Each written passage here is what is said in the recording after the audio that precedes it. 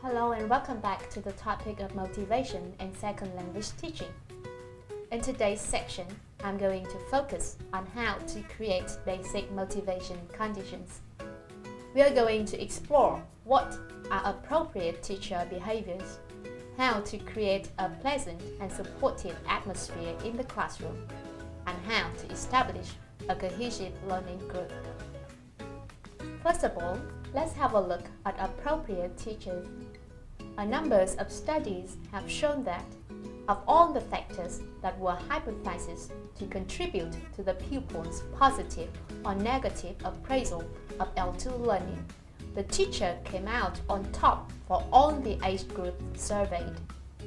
What most experienced teachers already know is that almost everything a teacher does in the classroom has a motivational influence on students. Here, I will discuss three general points: the teacher's enthusiasm, commitment to and expectations for the students' learning, and relationship with the students. First of all, we will talk about enthusiasm. That a teacher can demonstrate his or her enthusiasm towards teaching and facilitating students' learning is of significant importance. Such a commitment towards the subject matter then becomes infectious, instilling in students a similar willingness to pursue knowledge. Enthusiasm for one's specialization area and the ability to make this enthusiasm public rather than hiding it is one of the most important ingredients of motivationally successful teaching. Project enthusiasm is related to the more general process of modeling, which is a very effective method of teaching various things by setting an example, and there is no reason why this example could not involve motivational factors such as effort expenditures, positive attitudes, and interest in the subject. Additionally, teachers must show commitment to and expectation for the student's academic progress. In his or her position of group leader, the teacher embodies the class spirit. Broadly speaking, if you show commitment towards the student's learning and progress, there is a very good chance that they will do the same thing. It is important that everybody in the classroom should be aware that you care, that you are not just there for the salary, that it is important for you that your students succeed, that you are ready to work just as hard as the students toward this success. There are many ways of expressing that students' learning matters to you. They include, for example, offering concrete assistance, offering to meet students individually to explain things, responding immediately when help is requested, arranging extracurricular instructional programs or opportunities, and showing concern when things aren't going well, or simply allowing students to call you at home when they have a problem. Next, we need to deal with teachers' expectations.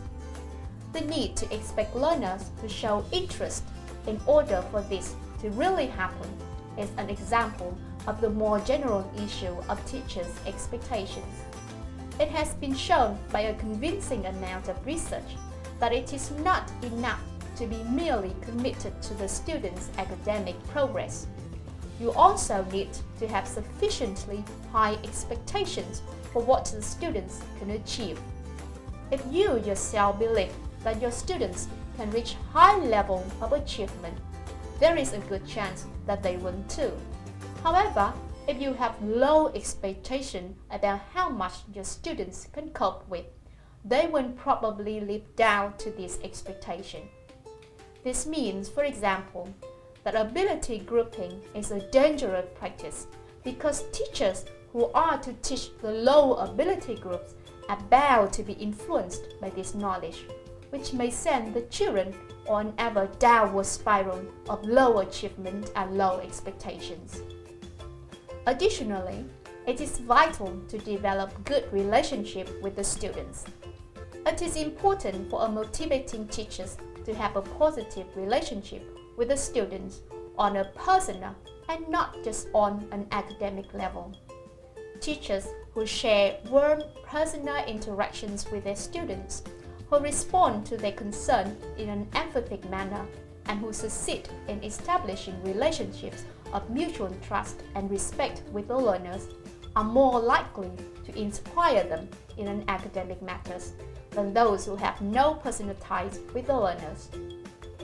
Developing a personal relationship with the students and achieving their respect is easier said than done. It is a gradual process built on a foundation whose components include the teacher's acceptance of the students, the ability to listen and pay attention to them, and availability for personal contact. In other words, teachers must be willing to spend some personal time and effort outside the regular class to maintain positive relationship with the students. Apart from having appropriate behaviors, it is vital to establish a pleasant and supportive atmosphere in the classroom. Language learning is one of the most face-threatening school subjects because of the pressure of having to operate using a rather limited language code. In a language class, learners need to take considerable risk even to produce relatively simple answers or statements because it is all too easy to make a mistake when you have to pay attention to pronunciation, intonation, grammar, and content at the same time.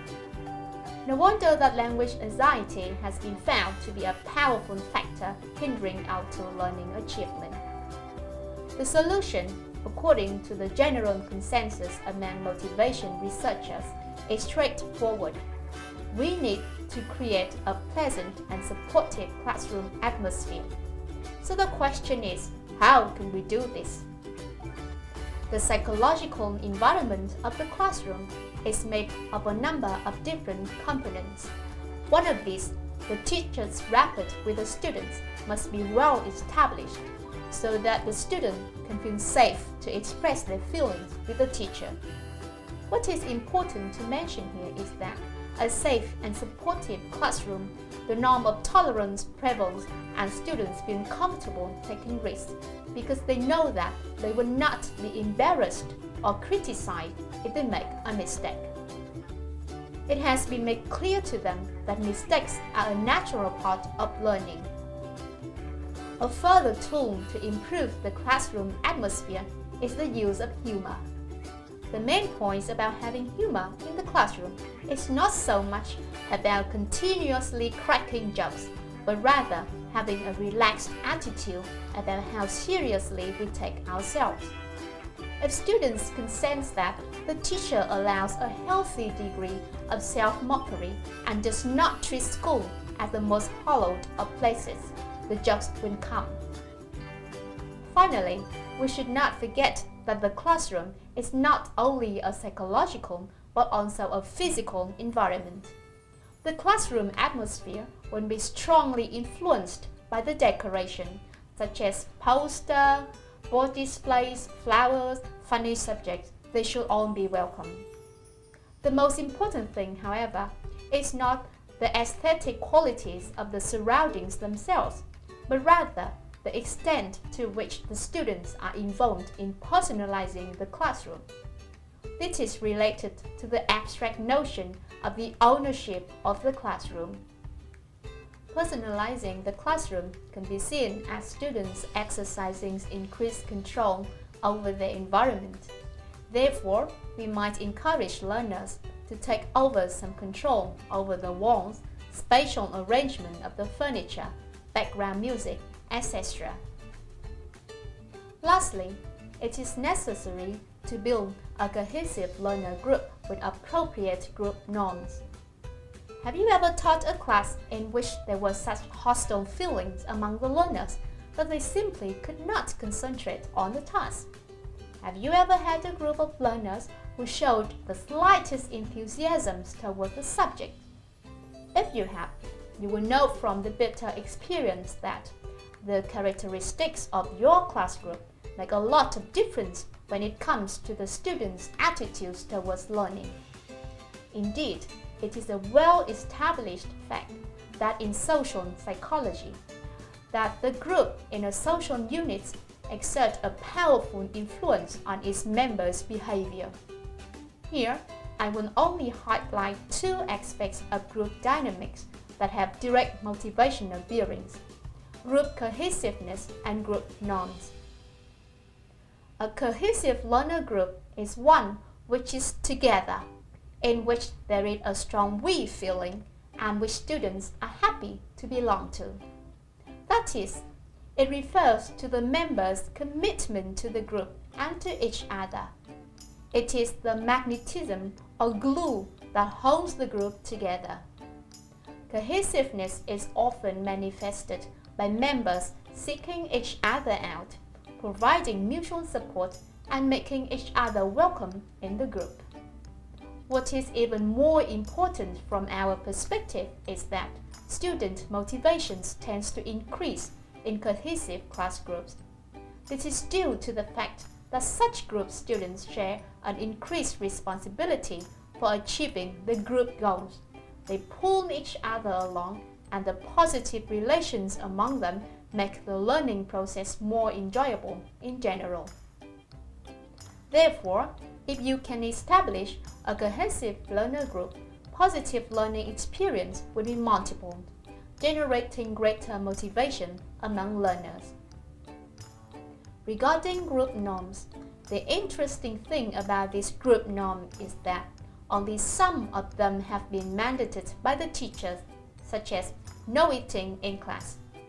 Others have developed during the course of the group's development and are not even explicitly stated. In many contemporary classrooms, regrettably, the norms set among students are negative. In such contexts, a student's lack of motivation can often be traced back to a real or imagined fear of being isolated or rejected by their peers. On the other hand, if the group adopts effective learning-oriented norms, this can be a major contribution to group motivation. How can we establish constructive group norms? After all, everybody, teachers and students alike, would agree that there need to be a certain rules of conduct in the classroom to make joint learning possible. Research findings suggest that norms are most efficient if they are explicitly discussed and willingly adopted by members. To facilitate this, an explicit norm-building procedure should be set up early in the group's life. For example, by formulating potential norms, justifying their purpose in order to enlist support for them, having them discussed by the whole group, eliciting further potential norms from the learners and subjecting these to discussion too, and finally, agreeing on a mutually accepted set of class rules. If the teachers does not pay enough attention to the enforcement of the established norm, learners very soon get the message that those rules are not really important and will rapidly discount and disobey them. For example, if the group has originally agreed on always writing their homework, but the teacher sometimes forgets to check this or lets those who have failed to complete theirs get away too easily, the homework writing morale of the class will soon plummet. To wrap up this section, I would like to remind you of 7 strategies to motivate students. Number 1. Demonstrate and talk about your own enthusiasm for the course materials and how it affects you personally. Number 2. Take students' learning very seriously. Number 3. Develop a personal relationship with your students. Number 4. Create a pleasant and supportive atmosphere in the classroom. 5.